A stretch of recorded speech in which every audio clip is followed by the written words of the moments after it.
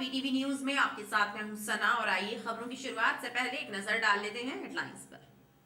माध्यमिक शिक्षा मंडल भोपाल द्वारा 1 मार्च से आयोजित होगी 10वीं एवं 12वीं बोर्ड की परीक्षाएं। जिले में बनाए गए हैं 101 परीक्षा केंद्र।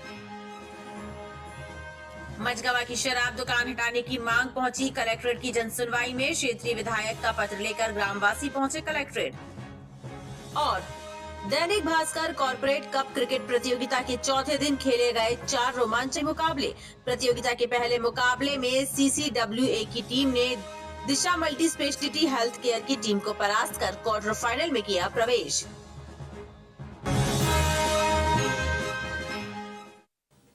मझगवा में खुली देशी विदेशी शराब दुकान और अहाते से पूरा गांव परेशान है। शाम को 7 बजे के बाद दहशत में पूरा बाजार बंद हो जाता है। विधायक नंदिनी मरावी का पत्र लेकर कलेक्ट्रेट की जनसुनवाई में पहुंचे ग्रामवासियों ने शराब दुकान बंद कराने की मांग कलेक्टर से की है। कलेक्ट्रेट में आयोजित साप्ताहिक जनसुनवाई में कलेक्टर सौरभ कुमार सुमन ने लोगों के दुख दर्द सुने और उन्हें उचित कार्यवाही का भरोसा दिलाया। जनता दरबार में पहुंचकर 100 से ज्यादा लोगों ने अपनी शिकायतें दर्ज कराईं। अधिकांश शिकायतें जमीनी विवादों और शासकीय योजनाओं में हो रही हीला हवाले से संबंधित रही। किसी ने गरीबी रेखा का राशन कार्ड नहीं बनने की तो किसी ने जांच निवेदन नहीं देने की शिकायत की। हम यहाँ बीपीएल कार्ड के लिए आवेदन देने आए हैं कि हमें बीपीएल कार्ड हमारा बन जाए, इसलिए कि हमारे शौहर एक मजदूर हैं, ठेला लगाते हैं। अभी वो कई बीमारियों से ग्रस्त हैं, इस वजह से हमें अपने बच्चों का भविष्य के लिए बीपीएल कार्ड से कुछ लाभ मिल जाए, इसलिए आए आवेदन देने। इससे पहले आपने आवेदन दिया है कहीं? इससे पहले हम सन 2017 से आवेदन दे रहे हैं, सभी पर्चियाँ हमारे पास हैं। हर बार वो निरस्त हो जाता है, रिजेक्ट हो जाता है। 7 साल हो गया, जांच प्रतिवेदन पेश नहीं हुआ। किसने? कलेक्टेड से। किस चीज़ का? मैंने 5 लाख रुपए मानहानि का दावा लगाया हूँ न्यायालय में, तो न्यायाधीश जी ने जांच प्रतिवेदन मांगा है 2016 से। हाँ। कई बार इधर आवेदन आया है, लेकिन जांच प्रतिवेदन दबा रखा गया, न्यायालय में पेश नहीं कर रहे हैं। मुझे न्याय नहीं मिला, न्याय में बाधा हो रही है। इसी प्रकार मझगवा से आए ग्रामीण जनों ने गांव के बीच खुली शराब दुकान को हटाने की मांग करते हुए बताया कि शराब पीकर उत्पात मचाने वालों से पूरा गांव परेशान है। मझगवा से आए हैं सर, और वहाँ पे शराब दुकान है बस स्टैंड में, जिसमें महिलाओं को दिक्कत होती है, व्यापारियों को दिक्कत होती है, गंदगी का अंबार लगा रहता है। इसलिए जनसुनवाई में आए हैं कलेक्टर साहब के पास। कितने लोग परेशान हैं? सर पूरा मार्केट परेशान है, पूरा गांव परेशान है, पूरा क्षेत्र परेशान है। क्या होता है वहाँ पे? सर बताया ना, दारूखोरी बहुत ज़्यादा हो रही है। शाम होते ही व्यापारियों को परेशान किया जाता है, 7 बजे दुकान बंद करना पड़ती है।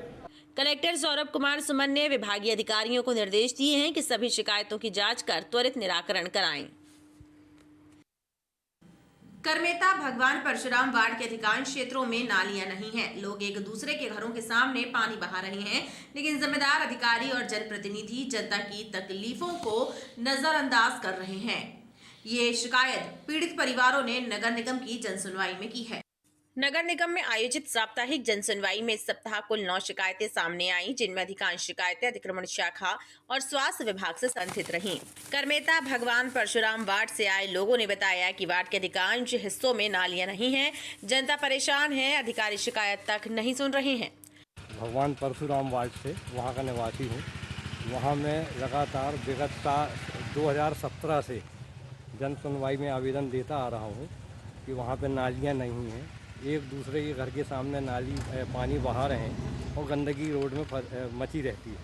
कृपया ये शीघ्र से शीघ्र नाली निर्माण करके समस्याओं से राहत दिलवाएं। वहीं गणेश नगर कचपुरा से आए लोगों ने क्षेत्र में चल रही अवैध डेयरी की शिकायत की और शांति नगर रांची से आए लोगों ने सड़क पर कब्जे एवं गोल बाजार से आए एक परिवार ने कंजरवेंसी पर कब्जे की शिकायत की। वहाँ पर डेयरी क्या है, खुली है, कोई कार्रवाई नहीं होती। आवेदन में आवेदन दिया बहुत, कोई कार्रवाई नहीं हो रही सर। और हमारे प्लाट में गोबर फेंकता है, मूत्र होता है। हम रोजगार करना चाहते, उसमें सब्जी वब्जी लगाना चाहते तो उसमें कुछ करते नहीं है। वो डेयरी वाला वहीं से भैंस निकालता हमारे वहाँ से ज़बरदस्ती का। कौन है? हमको चोट भी कर दिया, सुरेंद्र लोधी है वहीं डेयरी वाला, तो हमको चोट भी कर दिया, रिपोर्ट भी है, रिपोर्ट भी हमने दे दी। मैं शांति नगर रांची का निवासी हूँ। हमारे घर के पास सरकारी ज़मीन है जो कि पार्षद महोदय और विधायक जी के द्वारा बनवाई गई थी लगभग 12 वर्ष पूर्व। कुछ लोगों द्वारा जो कि सोनू सिंह है और देवी सिंह पाल द्वारा उस रोड में कब्जा कर लिया गया है, जिससे कि हमें खेलने आने जाने में असुविधा हो रही है। आयुक्त महोदय को मैंने 3 महीने पहले भी अवगत कराया था। मुझे आश्वासन दिया गया था कि मैं कार्रवाई करूंगा। कार्रवाई हुई, मगर कुछ समय बाद जैसी कार्रवाई हुई, कुछ समय बाद 10 मिनट बाद फिर पुनः वो गेट लगा लिया गया है। तो मैं आयुक्त महोदय के पास फिर से आया हूँ कि इस कार्रवाई में जल्दी सुनवाई करें। हमारी पड़ोसी हैं समैया, ये कंजरवेंसी में निर्माण कार्य करा रहे हैं। इनने पाइल गड्ढे वगैरह करा लिए हैं, उसमें कॉलम खड़ा करना चाह रहे हैं। तो उसी के लिए जन सुनवाई में हमने आवेदन दिया है कि इस पे कार्रवाई करते हुए रोक लगाएं। और कंजरवेंसी है, चूँकि वो कॉमन एरिया है, तो उसमें निर्माण कार्य नहीं होना चाहिए, इसी के लिए आवेदन दिया है। हाँ, सर ने बोला है कि कार्रवाई करेंगे जो भी उचित होएगी। तो अभी एप्लीकेशन दी है और उसका रिसीविंग लिया है हमने। नए निगम आयुक्त स्वप्निल वानखेड़े ने जनसुनवाई में पहुंचकर स्थितियों का जायजा लिया और अतिक्रमणों की शिकायत पर प्रभावी कार्यवाही करने के निर्देश दिए। जिले में चाकूबाजी की वारदातें लगातार बढ़ रही हैं। चालू माह में ही चाकूबाजी की कई घटनाएं सामने आई हैं। इन मामलों में पीड़ितों की शिकायत तो पुलिस ने दर्ज कर ली, लेकिन चाकूबाजों पर कार्यवाही न होने से पीड़ितों में भय का वातावरण है। एसपी कार्यालय की जनसुनवाई में पहुंचे कुछ आवेदकों ने चाकूबाजी की घटनाओं में पुलिस द्वारा की गई कार्यवाही को लेकर असंतोष जाहिर किया है। जिले में चाकूबाजी की बढ़ती वारदातों से लोग भयभीत हैं। इन मामलों में पुलिस द्वारा की जा रही कार्यवाही पर प्रश्न चिन्ह खड़े होने लगे हैं। पीड़ितों की माने तो चाकूबाजी की घटनाओं में पुलिस साधारण धाराओं में कार्यवाही करती है, जिससे पीड़ितों में भय का माहौल बन रहा है। एसपी कार्यालय की जनसुनवाई में पहुंचे कुछ आवेदकों ने चाकूबाजी की वारदातों में पुलिस द्वारा की गई कार्यवाही पर असंतोष जताया है। पीड़ितों ने बताया है कि पुलिस ने उनकी शिकायत पर प्रकरण तो दर्ज किया, लेकिन हमलावरों पर कार्यवाही नहीं की। घमापुर थाना क्षेत्र के अलग अलग इलाकों से पहुंचे 2 पीड़ितों राकेश वंशकार और प्रिंस कुशवाहा ने चाकूबाजी की घटनाओं में पुलिस द्वारा की गई कार्यवाही को लेकर नाराजगी जाहिर की और पुलिस अधिकारियों से सख्त कार्यवाही की मांग की। मैं काम से आ रहा था, तो मैं वहाँ पैदल आ रहा था, तो रास्ते में 2 लड़के घेर के चाकू मारना शुरू कर दिए। मेरा बान भी कर रहे थे। क्या बोल रहे थे वो? बोले थे कि थैले में कितना पैसा है। तो आपने क्या बोला? बोले थैले से मैं उनको दूर करा हूँ। उन्होंने कहाँ चाकू मारे?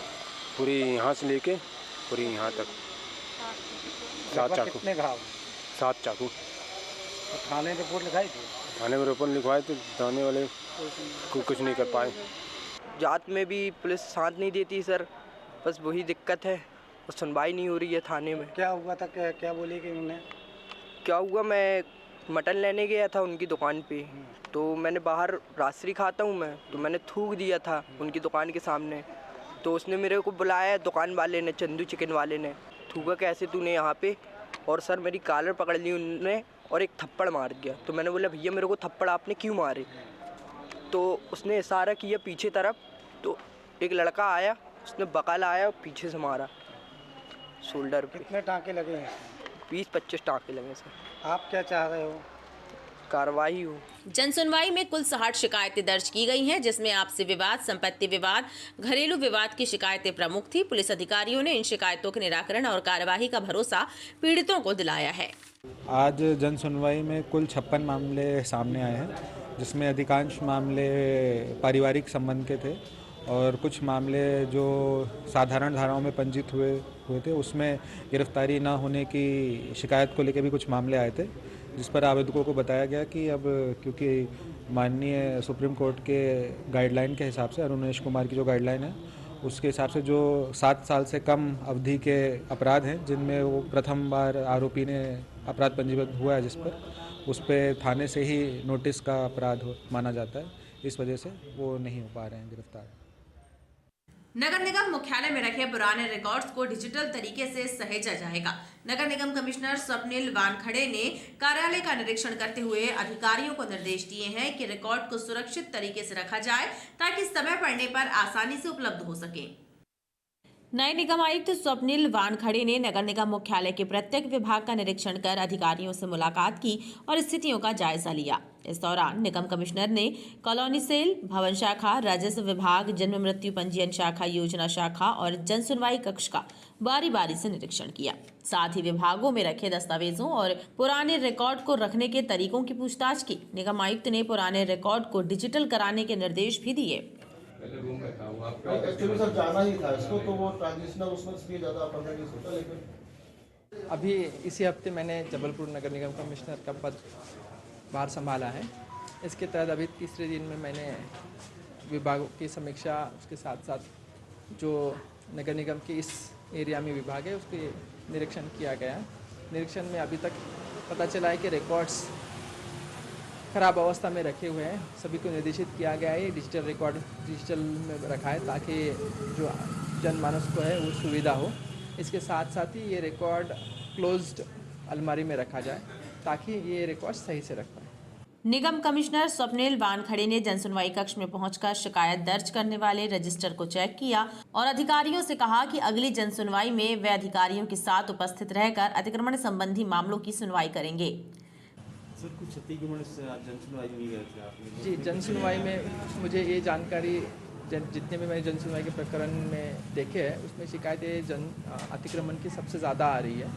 तो अगली जनसुनवाई से हम लोग जो अतिक्रमण के प्रभारी है सभी जोन के, वो मेरे साथ ही जनसुनवाई में बैठेंगे और हर जनसुनवाई में पिछले जनसुनवाई के जो भी उन्होंने निराकरण दर्ज किया या काम किया है उसका जवाब देंगे। निरीक्षण के दौरान स्वप्निल वानखड़े ने अधीक्षण यंत्री अजय शर्मा और कार्यपालन यंत्री कमलेश श्रीवास्तव से भी चर्चा की। Dainik Bhaskar corporate cup cricket प्रतियोगिता के चौथे दिन रेलवे स्टेडियम मैदान में 4 मैच खेले गए। चौथे दिन प्रतियोगिता का पहला मैच क्वार्टर फाइनल के लिए खेला गया, जिसमें CCWM की टीम ने दिशा मल्टी स्पेशलिटी हेल्थ केयर की टीम को परास्त कर क्वार्टर फाइनल में प्रवेश किया। प्रतियोगिता के दौरान अतिथियों ने खिलाड़ियों का परिचय प्राप्त किया और रोमांच से भरपूर मैचों का लुत्फ उठाया। दैनिक भास्कर द्वारा आयोजित Bhaskar corporate cup tennis ball cricket स्पर्धा के चौथे दिन रेलवे स्टेडियम मैदान में प्री क्वार्टर फाइनल के 3 और क्वार्टर फाइनल के लिए 1 मैच खेला गया। चौथे दिन इस स्पर्धा का पहला मैच CCWA और दिशा मल्टी स्पेशलिटी हेल्थ केयर की टीम के मध्य हुआ। क्वार्टर फाइनल के लिए खेले गए इस मुकाबले में दिशा मल्टी स्पेशलिटी हेल्थ केयर ने पहले बल्लेबाजी करते हुए चरण कमल के शानदार 44 रनों की मदद से निर्धारित 10 ओवरों में 7 विकेट पर 89 रन बनाए। CCWA के खिलाड़ी उजैफा ने 2 ओवरों में 13 रन देकर 4 विकेट लिए। जवाबी पारी खेलने उतरी CCWA की टीम ने शानदार खेल का प्रदर्शन किया और 9.4 ओवरों में 5 विकेट खोकर जीत के लिए जरूरी 90 रन बनाते हुए क्वार्टर फाइनल में प्रवेश कर लिया। इस प्रतियोगिता के दौरान जन अभियान परिषद के उपाध्यक्ष डॉक्टर जितेंद्र जामदार ने मैदान में बतौर अतिथि खिलाड़ियों का परिचय प्राप्त किया और मैच का लुत्फ उठाया।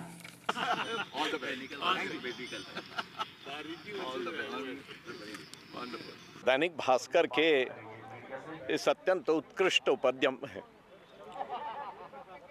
आज एक तरफ डॉक्टरों की टीम है और एक तरफ कंप्यूटर वालों की टीम है। सामान्य जीवन में डॉक्टरों का जीवन कंप्यूटर वालों के कारण बहुत आसान हो जाता है, परंतु आज यहाँ ग्राउंड के ऊपर मुझे लगता है कि डॉक्टरों का जीवन ये कंप्यूटर वाले बड़ा कठिन बनाने वाले हैं। मैं दोनों टीम के मेंबर्स को, प्लेयर्स को शुभकामनाएं देता हूँ। शहर के अंदर एक अत्यंत श्रेष्ठ वातावरण बनाने के लिए दैनिक भास्कर को बहुत बहुत शुभकामनाएं देता हूँ। इस स्पर्धा के अगले 3 मुकाबले प्री क्वार्टर फाइनल के लिए हुए। प्रतियोगिता का दूसरा मैच रेडीमेड गारमेंट एसोसिएशन और फार्मा मेडिकल कंबाइन की टीम के मध्य खेला गया। इस मैच में टॉस जीतकर पहले बल्लेबाजी करते हुए फार्मा मेडिकल की टीम ने पहले ओवर से तेजी से रन बटोरना शुरू किए और अतुल ताम्रकार के शानदार 71 रनों की बदौलत निर्धारित ओवरों में सर्वाधिक 135 रन बनाए। जवाबी पारी खेलने उतरी रेडीमेड गारमेंट एसोसिएशन की पूरी टीम 8.3 ओवरों में 41 रन बनाकर ऑल आउट हो गई और फार्मा की टीम ने ये मुकाबला 94 रनों से जीत लिया। इस मैच के man of the match Atul Tamrakar रहे। गारमेंट की टीम उनके सामने किस तरह का प्रदर्शन कनेक्ट किया, बाउंड्री के बाहर जाएगी 4 रन के लिए। मैच के दौरान DNG बिल्डर के डायरेक्टर दीपक अग्रवाल बतौर अतिथि प्रतियोगिता में शामिल हुए और उन्होंने खिलाड़ियों का उत्साहवर्धन किया।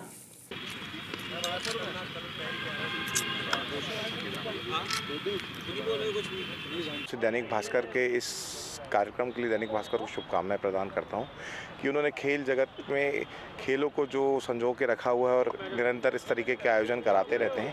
दैनिक भास्कर की पूरी टीम मैनेजमेंट की, चाहे शर्मा जी हों, चाहे जुबीन हो, शलभ जी हों, सभी को, साधुवत कैलाश जी को विशेष धन्यवाद। आगे भी आप ऐसे ही काम करते हैं, मेरी शुभकामनाएं। नमस्कार। इस स्पर्धा का तीसरा मुकाबला WCR 11 और IT एंड फाइनेंस प्रोफेशनल 11 की टीम के मध्य हुआ। मैच की शुरुआत पर सुपर एजेंसी के प्रदीप बसुर ने बतौर अतिथि खिलाड़ियों का परिचय प्राप्त किया और उन्हें प्रोत्साहित किया।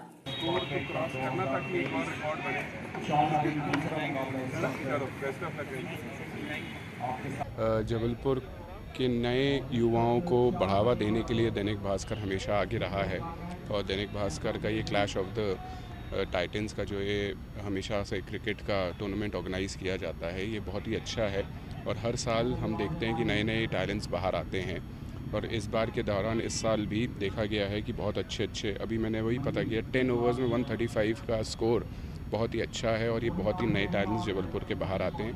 I wish all the teams very best of luck और दैनिक भास्कर को मैं एक और बार अभिनंदन देता चाहूँगा ताकि वो हर साल ऐसे ही कंटिन्यू करें। प्रतियोगिता के तीसरे मैच में WCR 11 की टीम ने शानदार बल्लेबाजी करते हुए निर्धारित 10 ओवरों में 90 रन का स्कोर खड़ा किया और प्रतिद्वंदी टीम के समक्ष जीत के लिए 91 रनों का लक्ष्य रखा। जवाबी पारी खेलने उतरी IT एंड फाइनेंस प्रोफेशनल 11 की टीम 9.4 ओवरों में 40 रन बनाकर ऑल आउट हो गई और WCR की टीम ने ये मुकाबला 50 रनों से जीत लिया। बल्ले से बढ़िया, बहुत अच्छा स्ट्रोक, बिल्कुल सीधा बाउंड्री के बाहर जानी चाहिए। टूर्नामेंट का चौथा मुकाबला मांगलायतन यूनिवर्सिटी और इंडियन इंस्टीट्यूट ऑफ आर्किटेक्ट की टीम के मध्य हुआ। इस मैच के दौरान LIC के senior division manager Rajesh Kumar Singh ने बतौर अतिथि खेल मैदान में दोनों टीमों के खिलाड़ियों से परिचय प्राप्त किया और इस रोमांचकारी मुकाबले का लुत्फ उठाया।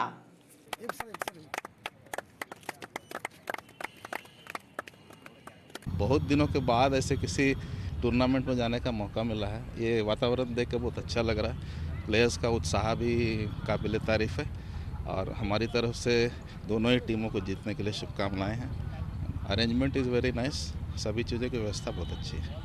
मंगलायतन यूनिवर्सिटी ने खिलाड़ियों की शानदार प्रदर्शन की बदौलत 10 ओवर में 3 विकेट के नुकसान पर 167 रन बनाए। इसमें मंगलायतन की टीम के मुशाहिद अंसारी ने 14 छक्कों की मदद से 111 रनों की बेहतरीन पारी खेली। वहीं लक्ष्य का पीछा करने उतरी इंडियन इंस्टीट्यूट ऑफ आर्किटेक्ट की टीम मात्र 50 रन ही बना सकी। इस प्रकार मंगलायतन यूनिवर्सिटी की टीम ने इस स्पर्धा के इतिहास में विरोधी टीम को 117 रनों से हराकर सबसे बड़ी जीत दर्ज की है। मैं सबसे पहले अपनी टीम का शुक्रिया अदा करूंगा कि उन्होंने मुझे इस टीम में खेलने के लिए जगह दी है और आज मेरे बैटों से अच्छे रन निकले, टीम को अच्छी मदद मिली और मैं ये आपने बनाए और किस टीम के खिलाफ 111 रन बनाए, जिसमें से 14 छक्के, 5 चौके मारे हैं और अगली टीम आगे बस यही लगता है कि आगे हमें कोशिश यही है कि जितना अच्छा करेंगे उतना आगे जाएंगे और फाइनल खेलने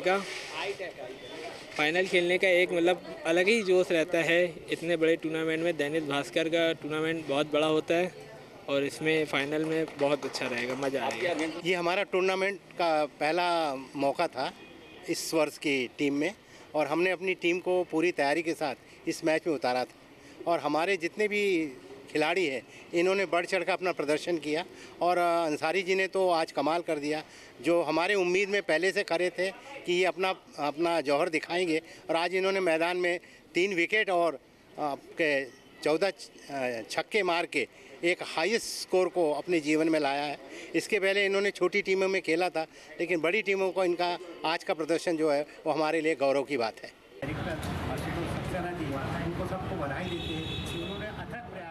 माध्यमिक शिक्षा मंडल भोपाल द्वारा 1 मार्च से हाई स्कूल एवं हायर सेकेंडरी परीक्षाओं का आयोजन किया जाएगा। परीक्षा प्रणाली में व्यापक फेरबदल किए गए हैं। उत्तर पुस्तिका 32 पेज की होगी, वहीं कुछ विषयों की उत्तर पुस्तिकाओं में बारकोड भी होगा। साथ ही प्रश्न पत्र में भी 4 सेट होंगे। एमपी बोर्ड की कक्षा 10वीं एवं 12वीं की परीक्षा 1 मार्च से 1 अप्रैल के बीच आयोजित होगी। इस वर्ष कक्षा 10वीं की परीक्षा में जबलपुर जिले के 27,000 बच्चे एवं 12वीं बोर्ड की परीक्षा में करीब 22,000 बच्चे शामिल होंगे। इसके लिए 101 सेंटर बनाए गए हैं। शिक्षा विभाग के अधिकारियों की माने तो माध्यमिक शिक्षा मंडल भोपाल ने इस वर्ष परीक्षा प्रणाली में व्यापक फेरबदल किए हैं ताकि नकल प्रकरणों पर लगाम लगाई जा सके। माध्यमिक शिक्षा मंडल भोपाल द्वारा आयोजित वर्ष 2023 की बोर्ड 10वीं 12वीं की बोर्ड परीक्षा हेतु इस बार जबलपुर जिले में 101 सेंटर बनाए गए हैं, जिसमें 96 सेंटर जो है नियमित विद्यार्थियों के लिए हैं और 5 सेंटर जो हैं प्राइवेट विद्यार्थियों के लिए हैं। 10वीं में 27,000 और 12वीं में जो है 22,000 बच्चे सम्मिलित होंगे। और इसमें जो इस बार कुछ परिवर्तन किए गए हैं बोर्ड के द्वारा कि इस बार विद्यार्थियों को हायर सेकेंडरी और हाई स्कूल में 32 पेज की कॉपी दी जाएगी और मैथ्स वाले बच्चों के लिए जो है 32 पेज की कॉपी जो है ग्राफ सहित रहेगी। और इस बार एक चीज़ और इसमें परिवर्तन किया गया है कि 10वीं में साइंस, मैथ्स और सोशल साइंस और 12वीं में हिंदी में बार कोड के द्वारा जो है कॉपियाँ दी जाएंगी। उसमें बार कोड जो है वो रहेगा।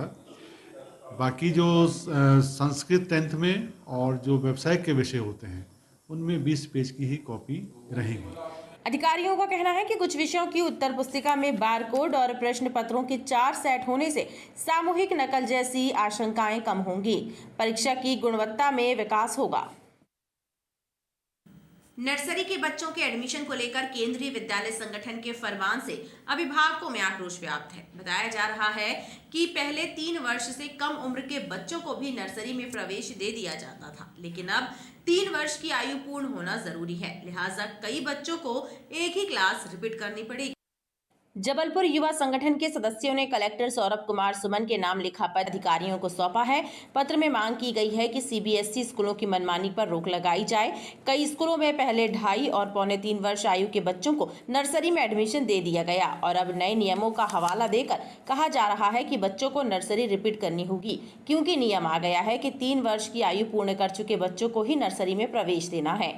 अब जब 3 साल के पहले बच्चों का एडमिशन हो चुका है और वो आगे बढ़ने के लिए प्रेरित हो गए हैं, उसके बाद उनको फिर से उस कक्षा में रिपीट करने के लिए कहा जा रहा है, जो कि पूर्णतः अवैधानिक है और इसका मैं पूर्णतः विरोध कर रही हूँ। मैं पेरेंट्स के साथ यहाँ पे आई हुई हूँ, क्योंकि बच्चे का अगर हमें 1 साल भी बच्चे का खराब होता है तो वो भविष्य में बहुत ज़्यादा सर्वाइव करेगा और उसको 12th से लेके कॉम्पिटिटिव एग्जाम तक में उसका 1 साल बर्बाद हो जाएगा। हालांकि युवाओं ने किसी स्कूल विशेष का नाम नहीं लिया, उन्होंने पूरी व्यवस्था पर सवाल उठाया है। इस मामले में जब केंद्रीय विद्यालय संगठन के अधिकारियों से बात करने की कोशिश की गई तो उन्होंने कुछ भी कहने से इनकार कर दिया। मां नर्मदा तट ग्वालियर घाट के घाटों पर नर्मदा स्नान और पूजन के लिए आने वाली महिला श्रद्धालुओं के लिए चेंजिंग रूम की पर्याप्त व्यवस्था नहीं है। ऐसे में पर्व और त्योहारों के समय जब घाटों पर भीड़ बढ़ती है तो महिलाओं को असुविधाओं का सामना करना पड़ता है। मां नर्मदा तट ग्वालियर घाट के घाटों पर पूजा अर्चन और नर्मदा स्नान करने आने वाली महिला श्रद्धालुओं को चेंजिंग रूम की कमी का सामना करना पड़ रहा है। ग्वालियर घाट के विभिन्न घाटों पर महिलाओं के वस्त्र बदलने के लिए रखे गए ज्यादातर चेंजिंग बॉक्स टूट गए हैं। साथ ही यहाँ चेंजिंग बॉक्स की कमी भी है। ऐसे में महिलाओं को असुविधा हो रही है। महिला श्रद्धालुओं का कहना है कि पर्व और त्योहारों के अवसर पर नर्मदा घाटों में जब श्रद्धालुओं की भीड़ उमड़ती है तब पर्याप्त चेंजिंग रूम न होने से महिला श्रद्धालुओं को भारी असुविधा होती है।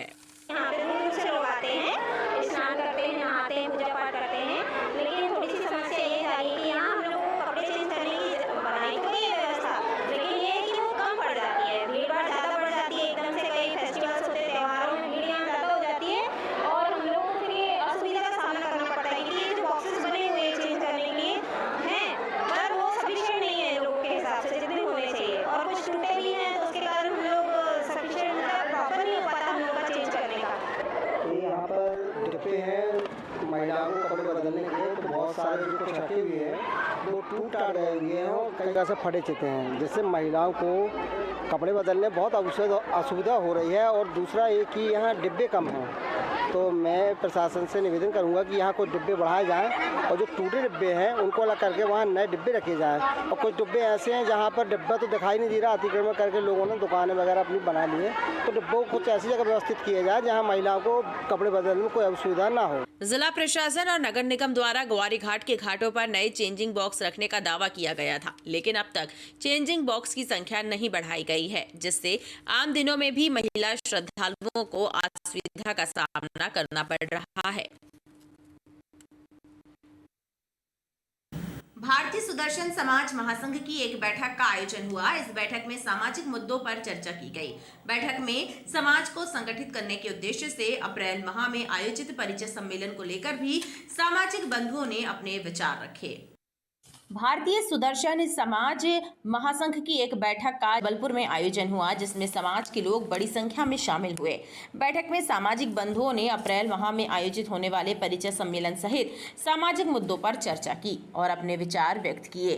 समाज के वरिष्ठ जनों और पदाधिकारियों ने बताया कि समाज को संगठित करने के उद्देश्य से महासंघ अप्रैल माह में जबलपुर में परिचय सम्मेलन का सामाजिक कार्यक्रम आयोजित करने जा रहा है, जिसमें बड़ी संख्या में समाज के लोग शामिल होंगे।